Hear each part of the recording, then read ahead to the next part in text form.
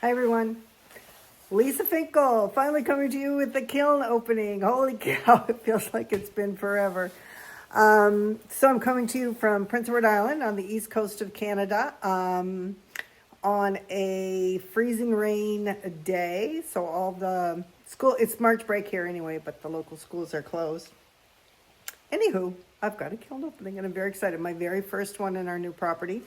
And this is my first time firing. I use my same old schedule, which is the Camille Hoffman schedule, and I will post it below. It's my first time. I had my son installed an Orton kiln vent for me because we have it in an actual enclosed garage. So in order to be safe, I needed to vent it. So this is my first firing ever, doing it with a vented kiln. So we'll see how it all plays out. I had a peek, things look pretty good. So hopefully it all worked out well. Okay, I'm just gonna dive right in. So first I have kind of these big, throwing things around, tankard style mugs. So this has a couple of coats of Mako leather on the bottom, and then a dip in my Studio Black. Everything, I think this whole load, almost everything is lined in clear, just my Studio Clear. And then a couple of little coats that they didn't quite meet, like on purpose. So then I put a couple of coats of Winterwood and a little bit of Light Flux. So those turned out nice. That's one, I did two of them. Here's the other one. And these are a good size. Holy cow, they probably hold about 20 ounces. This is just a little bunny tray. Easter is coming. So first I took mulberry and I painted it and wiped it back into the texture. It's hard, there's so much glare. And then I put Emiko lavender celadon all over, so mulberry celadon, lavender celadon all over, and then where the texture wasn't, I put one coat of blue hydrangea. That's cute for Easter. This is a planter. Those of you who've been following me are familiar with this Glaze combo. This is my Blue Grotto. So it's 2 coats of sandstone on the bottom, 2 coats of Norse blue in the middle, 2 coats of Louisiana Bayou at the top, and then in the middle I've got blobs of Mako Light Flux and Mako Snow, just to give it, oh, and 1 coat, sorry, over the Norse blue first, there's 1 coat of Celadon blue, then there's blobs of Light Flux and Emiko Snow. And then I made a bottom for it, just in the sandstone. And there's the planter. Turned out nice. Okay, oh my gosh, this pottery is actually cold. This is unheard of for me. I've been doing, you'll see some mugs coming through with this logo in different colors and shapes. I'm trying to dial down what they want. But anyway, this is cactus on the bottom, spectrum, 2 coats. This is a dip in Norse blue, and then some blobs of olive float where they meet.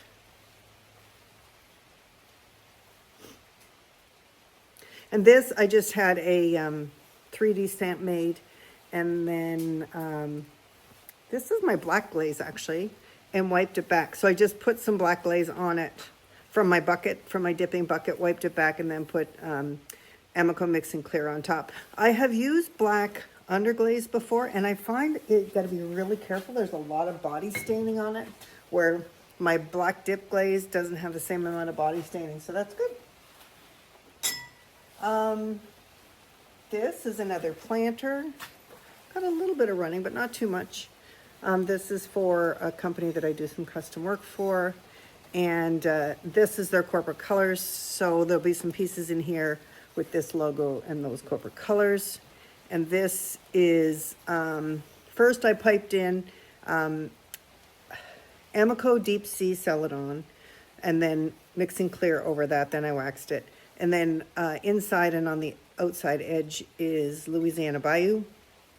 Then at the bottom it is Spectrum Curry, And then where they meet, I left like a little gap where they didn't meet.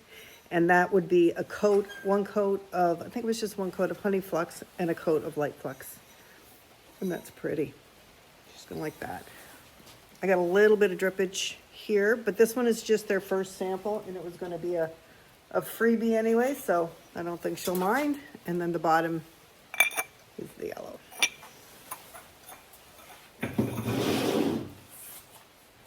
I feel like I have so much space unloading this kiln. I used to be in this tiny little shed. It was very tight and low, so it's nice. Enjoying it.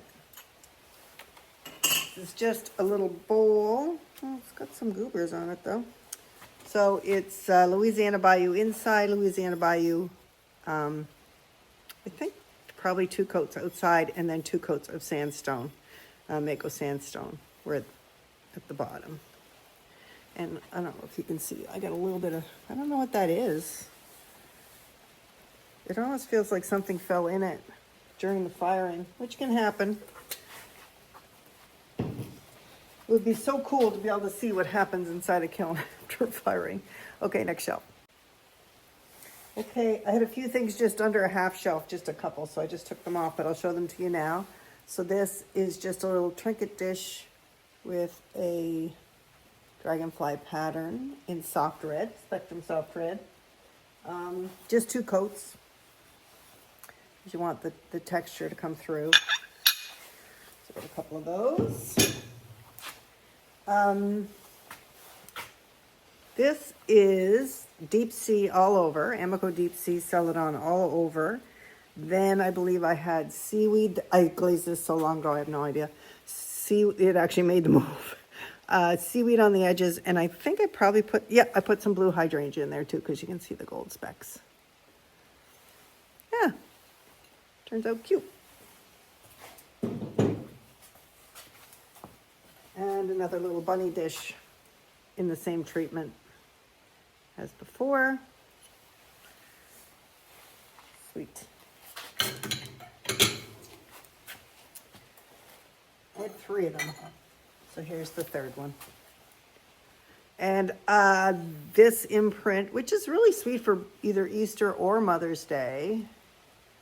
It's one of those transparent stamps. I don't know if you know what I mean by that. And I think I got this like years ago at Michael's. Like, I didn't get it online, I'm pretty sure. If I did, it was like years and years ago. Okay, so this one, this is pretty, PI Girl mug. So this one is Louisiana Bayou on the bottom, Spectrum Sangria on the top. They don't quite meet, and then I put some winterwood and flux in the middle. Potentially winterwood, or it could have been river birch.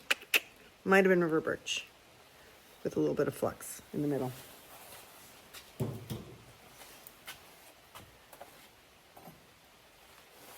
Here's another blue grotto. I think I did quite a few of these. I have a sale coming up, and so there's going to be some repetition in this kiln because people really like that particular combo. This is the Curry Bayou, and looks like I've used river birch and flux where they meet in the middle, and deep sea and mixing clear. So same as the planter on that first level, and I did a bunch of these. This is for a corporate order. I used to flood this, like just paint it on really rough but thick and then wipe it back.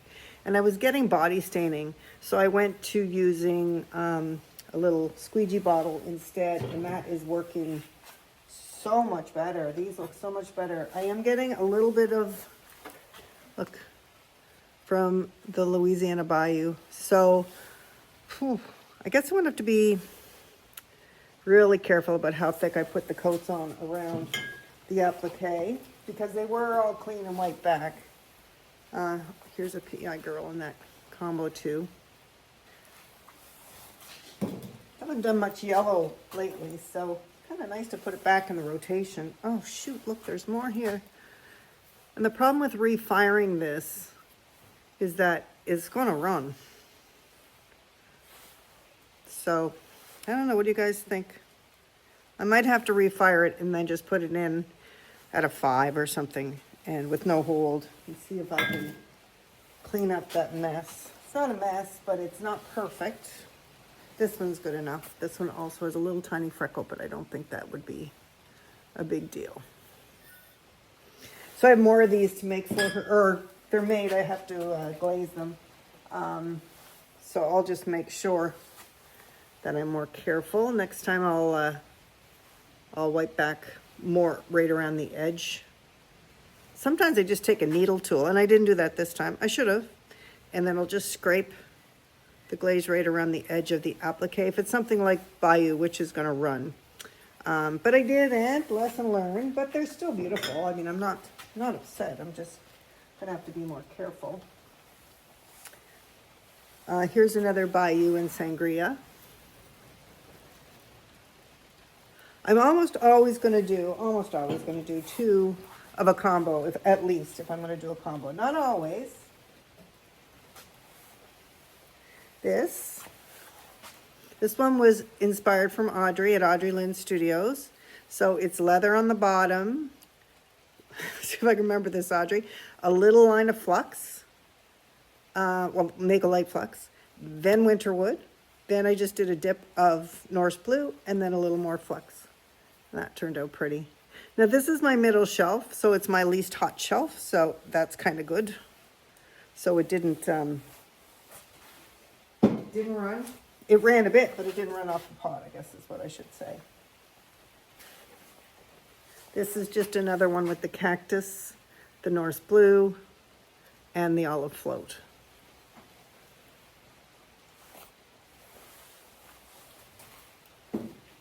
I'm just giggling to myself here because my hands are cold, and I never unload a kiln where my hands wouldn't be burning. So there you go. Okay, this one is inspired by Jane at Jane's Shoebox Ceramics, I believe it is, or Shoebox Studio. I'll link it. Anyway, so this is Fuzzy Peach on the bottom, Sunrise on the top, and then Poppy Fields over the sunrise of Spectrum. That's pretty. Oh my gosh. So pretty. Look at this. Look at the little frothy stuff there. That's a lovely combo. Thank you, Jane. All right. This is another one for Cool Breeze. So this one is black on the bottom, power turquoise on the top, and some winterwood where they meet, and some light flux. Don't love this, how this line is so defined, but I'm probably not going to refire that because that's probably a disaster waiting to happen if I do that. Oh, this is pretty. So this one is a full dip in Norse blue. I have the dipping form. And then one coat of Night Moth on the edge. Ooh, that's pretty, pretty, pretty. I like that. Look how blue that got. Wow, nice. That would look really pretty on with alabaster on the bottom, I bet you, or something like that. Yellow would be pretty on the bottom. So this is the same treatment on the top. So this is Norse blue and Night Moth, and the bottom is a dip in a dipping glaze I have called Pike's Purple, and that's from John Britt's Cone 6 Glazes book. I forget the actual name of it, but it's John Britt's book. Those of you that mix glazes know who I mean when I say John Britt. There we go. This Pike's Purple is a lovely stable glaze, and it's kind of satiny. All right, next shelf. Last shelf. Okay, I'm going to bring out all the blue grottos first. I have quite a few of them in here.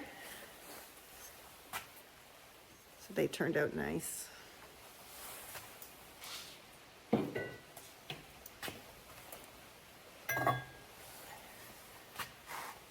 Just all different shapes and sizes.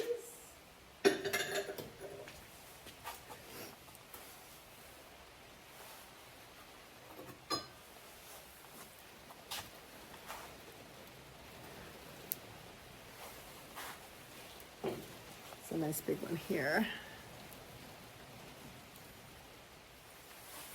And let's see. This is the last blue grotto. That turned out nice.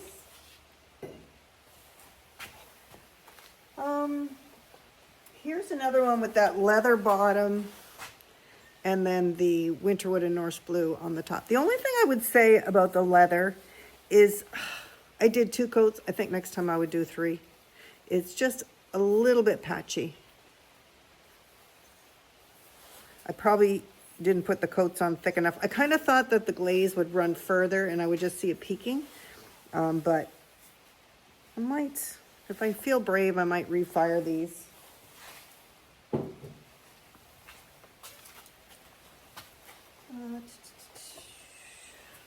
Here's another one of the Pike's Purple, the Norse Blue, and the Night Moth at the top. Nice dramatic mug for purple lovers, purple and blue lovers. What else we got in here? What else? Ooh, nice. So here's another one with that Cool Breeze logo, and that black glaze just performed beautifully.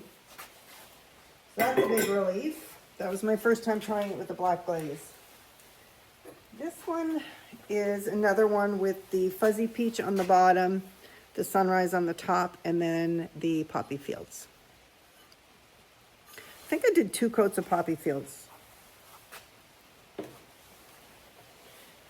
And I did not put cones in this firing, mostly because I haven't found them yet from the move, because I would have doing the first time doing that. But, you know, I think it definitely got to temp. That bottom shelf usually gets hot. I don't know if it got as hot as it usually does, but, and this is the last one with the fuzzy peach and the sunrise at the top and the poppy fields. So they're so pretty for spring. Dramatic. This is the classic soft red at the top with river birch at the bottom.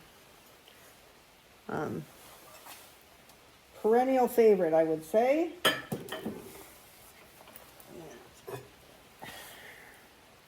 the other one. You know, sometimes it's nice just to do a couple of colors. It's great to layer and layer, and I love the effect. But sometimes I'm like, oh man, I cannot do that many layers right now of glaze. Or sometimes you do like 4 layers of glaze and you get a similar effect to a different glaze that you could use 2 layers of glaze, right? So sometimes that's not your friend to do 10 layers of something, but then sometimes you get these amazing results that you weren't expecting. So this combo I call Earth, Wind, and Fire. It's been very, very popular. So this is root beer on the bottom, coyote root beer on the bottom, amaryllis on the top, and then in the middle, it's a couple of coats of honey flux and then a little bit of light flux over that. And those turned out pretty. There's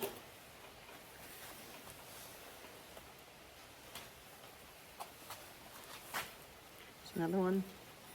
So this, I'm ending with these. So if you're bored after, I think I did 6 because the last time I made them, they went like hotcakes. So this mug style, for anyone who wants to try something new and you haven't tried it yet, it is, you can see inside, it's got 4 indents. I had a mug like this I bought from another potter. It was my favorite mug, and of course I broke it.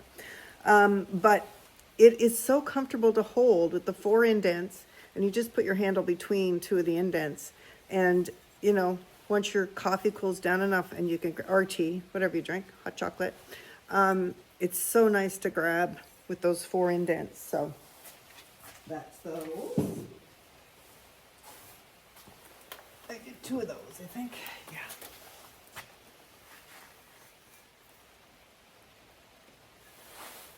This turned out some nice drippage here.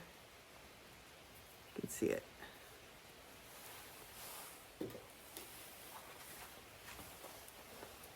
And last last 2 mugs of the inaugural kiln firing. There's that one. And that one. So that's it. I have a sale coming up in April, so I'll be pumping stuff out, hopefully, if the kiln gods are with me, between now and then. So in the meantime, it's great to be back. Missed you guys, and thanks for watching, and I'll see you next time. Take care.